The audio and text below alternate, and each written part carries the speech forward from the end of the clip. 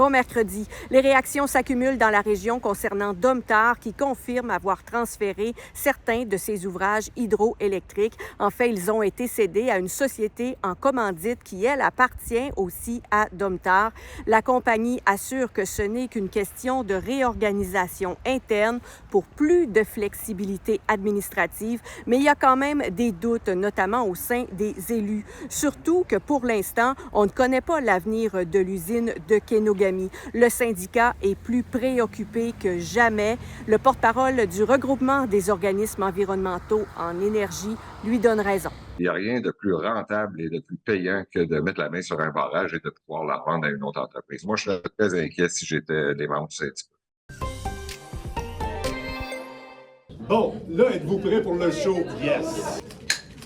Oh! Ah! Voilà! J'ai appris un mot aujourd'hui, c'est Carotech. Est-ce que ça vous dit quelque chose? C'est un espace un peu comme un laboratoire où on entrepose et conserve des carottes qui ont été extraites du sol. Je vous en parle parce que l'UQAC a inauguré ce matin sa nouvelle Carotech d'enseignement et de recherche. C'est la première université au Québec à se doter d'un espace comme ça. Il sera utilisé par les étudiants en géologie et en génie et ça représente un investissement d'environ 500 000 $ pour l'université et pour sa fondation.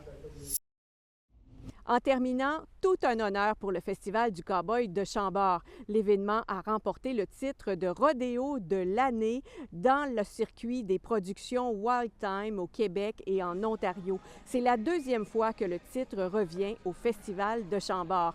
L'organisation s'est distinguée parmi une cinquantaine d'événements semblables. D'ailleurs, la 32e édition du Festival du Cowboy est en préparation et on nous promet déjà de belles surprises. Bonne journée!